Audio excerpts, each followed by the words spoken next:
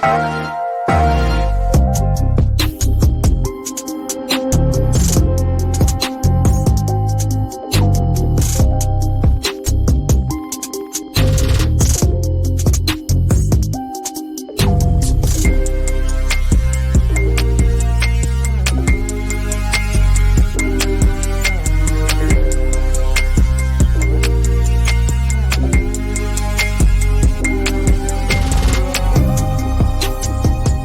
Ringside crew. Welcome to the internationally known Dudes at Ringside podcast. And now here's your host, Joe, Panther III. Hello there, wrestling fans. Welcome to another episode of the internationally known Dudes at Ringside podcast, as you can see me pointing at. So today I'm Joe Panther III, and today we are opening the awesome month of February. As now with us here on Dudes at Ringside, we are celebrating our 4-year anniversary of Dudes at Ringside. We've been doing this special thing in February for our lady friends in the wrestling business. This is Women's Wrestling Month, where we honor women's wrestlers from all over the world in the independent wrestling scene and some people from the major scene, but I mostly, as everybody knows, I focus on the indies because hashtag support independent wrestling. Always support your local indies. And this month we're focusing on women's wrestlers because a lot of the women's wrestlers are indies. And as I could say this, a lot of the women's wrestlers really don't get the credit they deserve. And it's like, I know female wrestlers likes of Sam Street, Sammy Chaos, there's so many female wrestlers that I've had on the podcast. Kiara, Shorty, Alfie, like all these wrestlers, Vicious Vicky, like along the lines have come on this podcast and then they had their breakout on all these places they've been on. But introduce yourself to my internationally known audience. Hello, everybody. I'm Nathalia Pérez, third generation pro wrestler, straight from Puerto Rico. Another Latina representation for the world of wrestling. Thank you so much for this opportunity, Joe, for the space.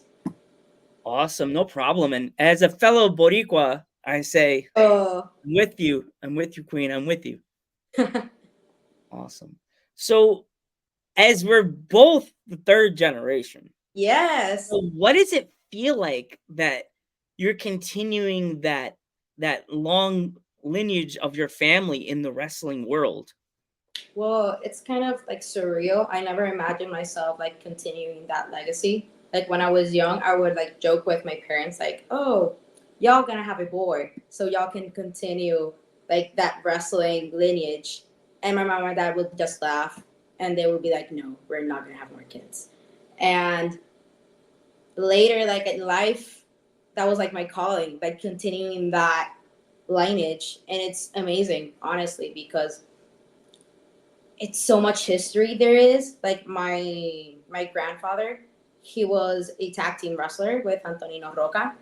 My dad was a wrestler with Los Boricuas, with Sabio Vega, Huracan Castillo, Jose Estrada, but he also made his name in Japan, in Mexico, and now my turn doing some things here in Puerto Rico, going to Colombia, going to the States, being in WrestleCon 2024.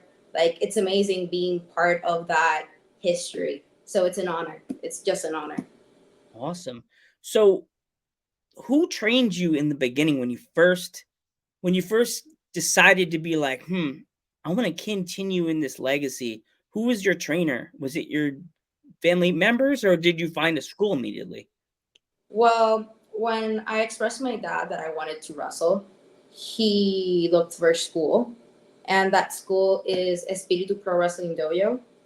The head coach is Mike Mendoza. So technically he was my first teacher. But before I started like wrestling classes, I started doing like weights so I can get in condition.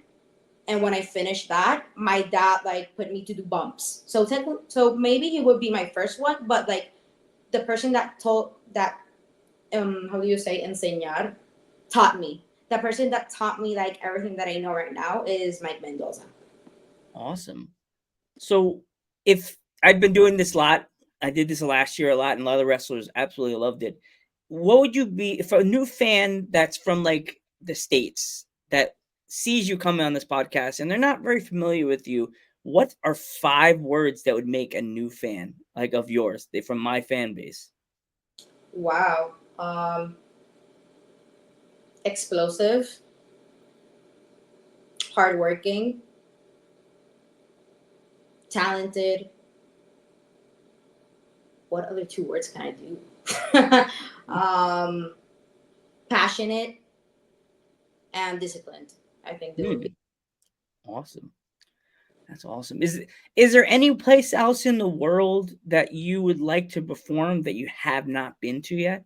Oh my god, I would love to like do all around the world, like Mexico, the UK, Europe, like Italy, Germany. But my like number one goal, I would love to do like a program or a tour in Japan. Like that's my goal. Awesome.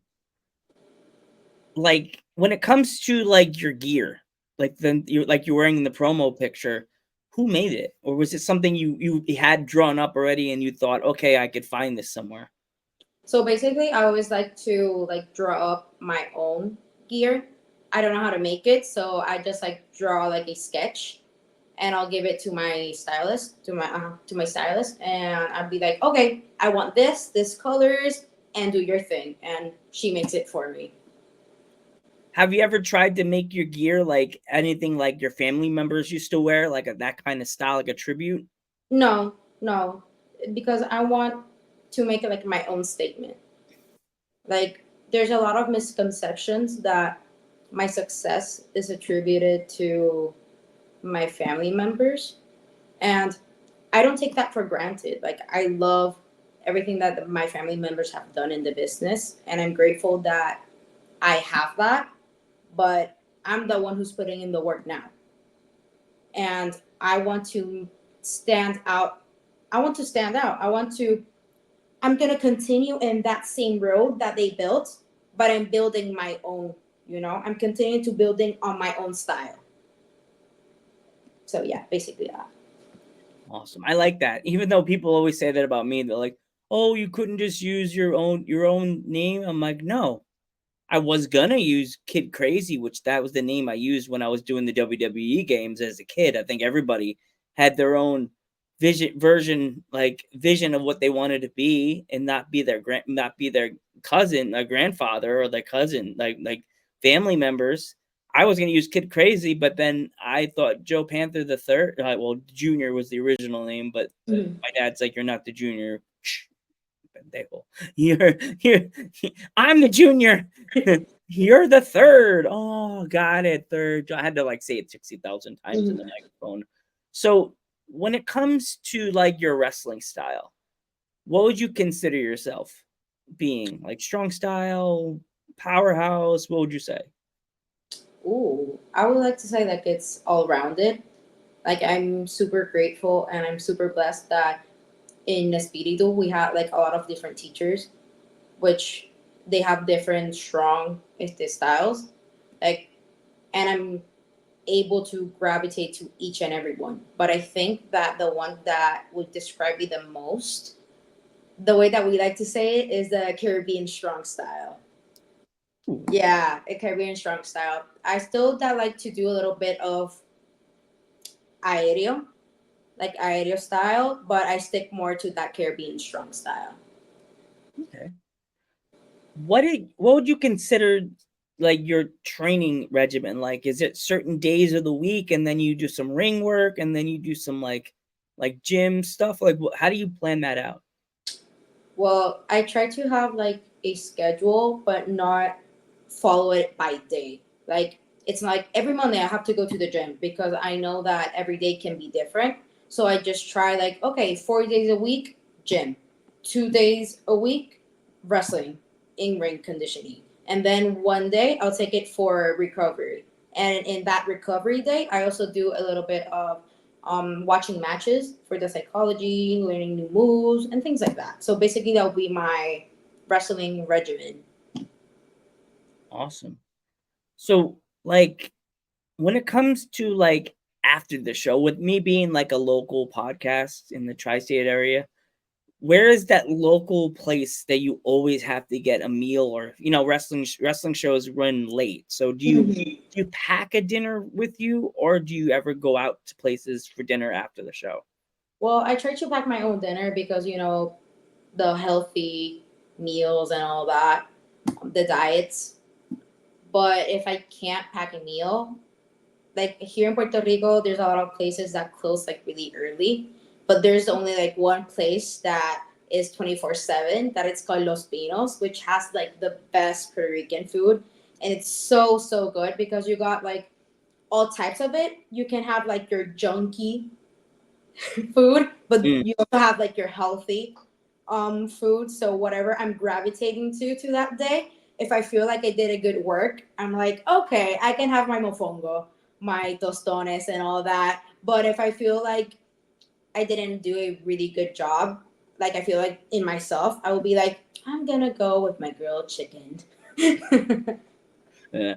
I, as I said, I'm a fellow Boricua, and like for me, the only meal that I every time I think is Puerto Rican food, I go rice and beans, either the white rice with the river of beans, as I always used to say as a kid. They carry my plate like really slow. Grandma would give me the plate, and I'm like, oh no. Literally. Focus on the plate, Joe. Use your ADD and just focus on the plate to get to the table. You see, like that kid with the vein in his head, like Yeah. concentrate, don't drop the plate. And or the when grandma would make the benil Oof. with Oof. that chunky skin, like And that. we're close to the holiday season, Oh, so Thanksgiving and all the holiday like Christmas. Oh my God, we're gonna eat so well. we're having family as we're recording this. We're having my uncle and my aunt over the house on Saturday. My mom's making the benil. I saw it in the sink. I was like touching the bag, going, "Bless you." I totally get it. I can't wait. I'm like, it's like I'm singing that song. I can't wait. 2 tickets to Paris. My elbow pops. And 2 tickets to paradise. I'm like, I can't wait from work to end at 3 o'clock on Saturday. Yes. Yay! Yeah, that's crazy. So, like, what is like when you like the day of a show? Do you have your bag like a bag packed for like the show, like show day bag with all your gear, or do you like have like a bunch of little gear? Like sometimes if you don't want to wear that blue outfit, do you have anything else set out, like any other outfits, or you just have that one? I have that one for now. So recently, like I did a change. I entered a new era of me. I know it sounds cliche, but yeah. If you go like to my Instagram or YouTube or anywhere, you can see the differences of gears that I have. And like with this one gear, I just wanted to express like a new side of me. Like at first, it was like really really hard for me to know what I wanted because there was so many choices and I was like learning what's my style or what I gravitated to most.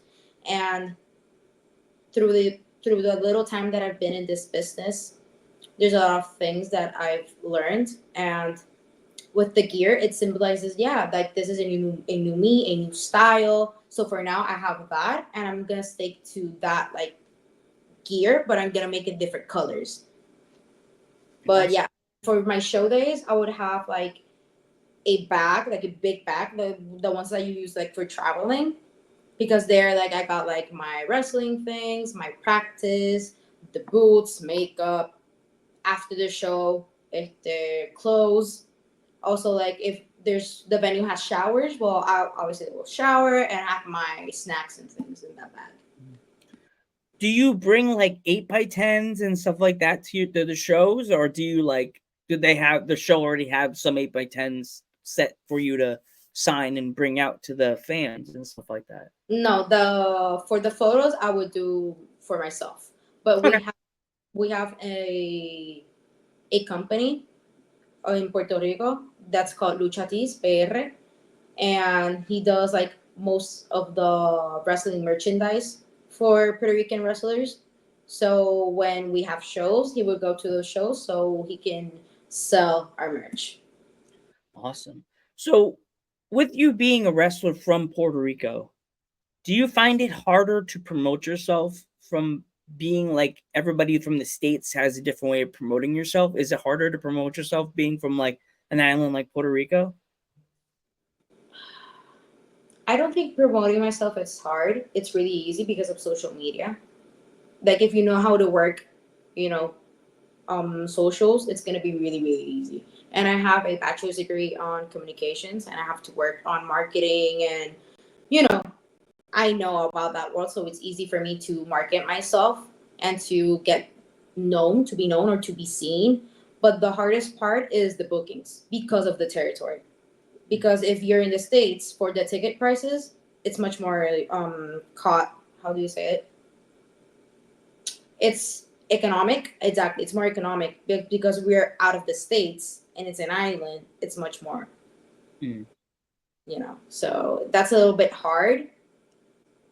That'll be the only like hard part. But for like marketing and like getting myself to be known, I think it's been like pretty easy for me to be able to work that. Okay. It's I say that only because like there's certain wrestlers that feel that it's harder to market themselves. Like I live in the tri-state area and there's a lot of smaller wrestlers that have never been out of the state of Pennsylvania. And they've It's only really done e- it's really easy to do it because the thing that like this is a hint. Everybody that's watching this, wrestlers, like please do this collaborations. Those are so helpful for you because you're not in your own niche. If you do collaborations, you go out of your niche, and that's how more people know you.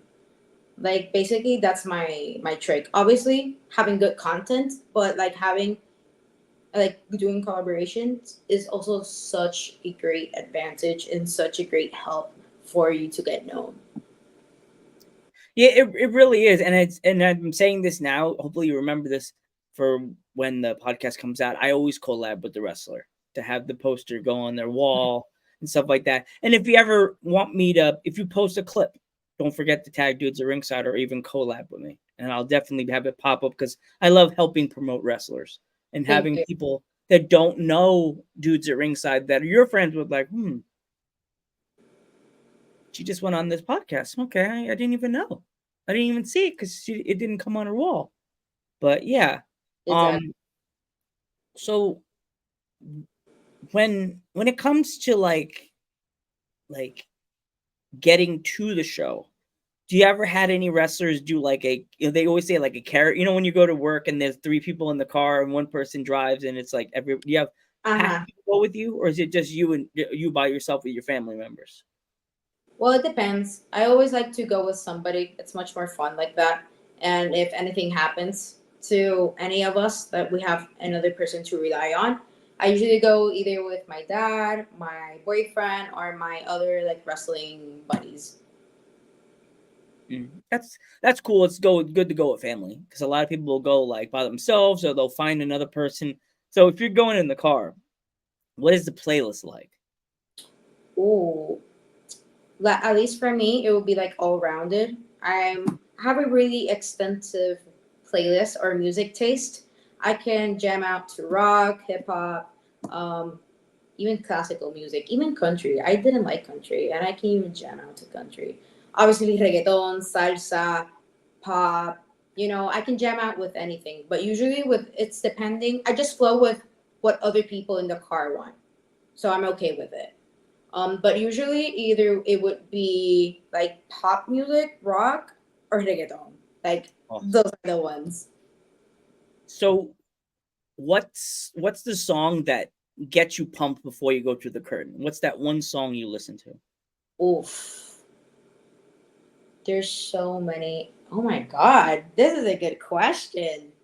I like this one because it's music related. So yeah, but If I that's would a DJ, of course I'm gonna ask a question like that. awesome. I would either say PJ Sinsuela. He is a Puerto Rican rapper, like really really talented. Um, yeah, I think PJ Sinsuela. Like anything that from his like music, I would like jam out to that before like stepping out to the curtain. So what is their theme song if people don't know? Oh, damn. Let me check. There's a few hits. Like there's Foto, Jueves. Like it's Spanish. It's all in Spanish. Okay. Yeah. The non-speaking fans are going. Yeah. I'm trying They to go into their phone and they're listening. They're watching on YouTube. They're going speakerphone on the Google translation. Like, Yeah, I'm trying to think like another like English artist that I listen to. Okay, Beyonce. Beyonce is also a good one. That's a great one. Like that pumps you up, and especially like with the Renaissance album. Oh my god, so many hits.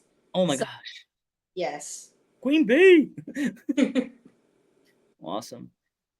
Have you ever had a fan like do art of you or like a pop of you? Oh yes. One of my favorite ones was the WWE 2K. Yeah. Like they do like the wrestlers. Well, they made me 2 times, and that was like pretty cool. Hmm. Um, I also have a fan who drew like a picture of me, and that was really sweet. That was really cute because it was a little kid. It was so cute. But yeah, mostly it would be like drawings or like digital art. Hmm. That's cool. Let's talk about your championship. Like what what was it like the first time you when you pinned the person like and you heard the bell? What were you thinking the moment the referee grabbed you and pulled your hand up with the belt? Like handed you the belt? Like what was going through your mind? Wow, like it was a lot of emotions, but I remember like thinking to myself like, "Oh my god, finally! Like it's my moment. Like wow, it feels amazing." But I felt so happy and honored, you know, winning that championship. It was a hard battle. I won this championship, EPW's Women's Championship, in the first ever main event women's iron match. Mm. Puerto Rico. Yes, a 30-minute Iron Woman match. And it was a battle. It was war. And it was so hard fought, but it was so satisfying, like obviously like seeing the result of it. And not only like because of that match, but because of everything that I had gone through before that. It was kind of like a validation of okay, what I'm doing it right. Like I'm heading through a good road, and everything that I've like done, like blood, sweat, tears, like everything that I've put up through to be able to have this championship is amazing. And what represents it so much because I want to have I want to give the opportunity to other wrestlers, other female wrestlers to expose themselves in the ring. I want to have open challenges. I want to fight. I want to see what women are made of, from Puerto Rico, from the States, from anywhere in the world. I love having that opportunity to work with women and to make an amazing matches. No matter if I hate them, love them, I love having that opportunity to expose female talent. And not only female talent, but also like Puerto Rican talent, and also working as a mentor to this new generation of wrestlers here in Puerto Rico. Like it means a lot because it's like a grain, you're giving a little bit of piece of you to make the wrestling community better. And having that championship, it's the symbol. It's that symbol. It symbolizes that. So it's an honor. It's amazing. It's truly amazing. That's awesome. Is there any like wrestlers that within your promotion or the ones you've been watching for a little bit on from Puerto Rico that you had not had a chance to like wrestle or they're not in the business anymore? Is there any wrestlers that you would like to challenge? Or is anybody right now you think that you would want to like, hey, I think I want to have you in the ring? Huh. Do I have to limit myself to women wrestlers? Can it be like also male wrestlers? Like Oh it's yeah, okay. oh okay, that would be cool. Um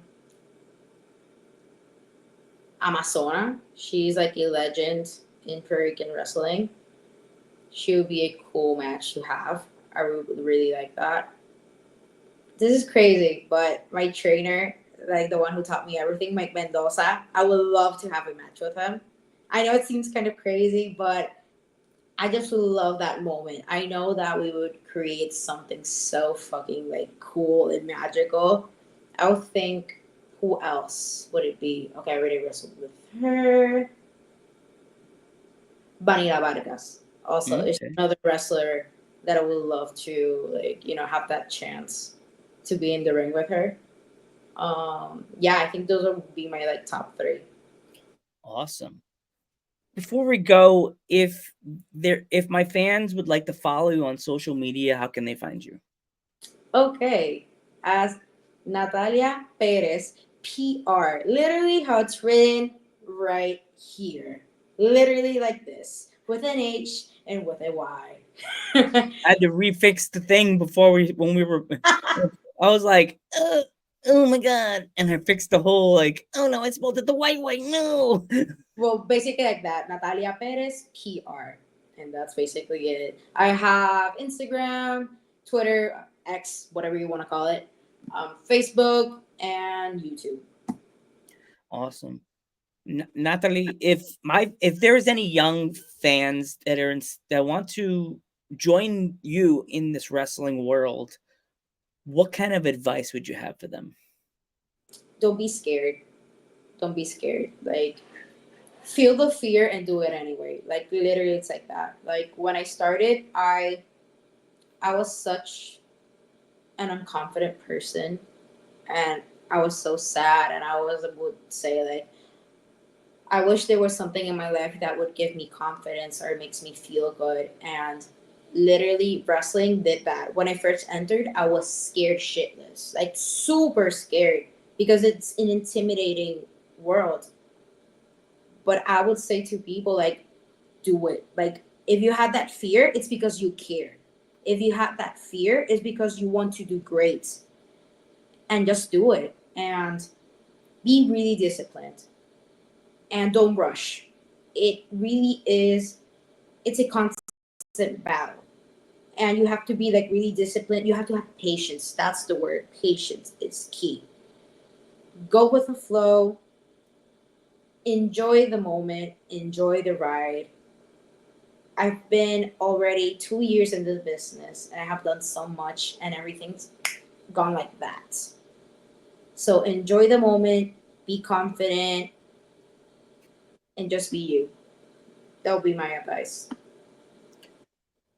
Natalie, I want to thank you so much for coming on the podcast. It was so it's an honor to have you open Women's Wrestling Month with me in February. I'm Joe Panther III, I'm Natalia Perez. and we will catch you in the next one.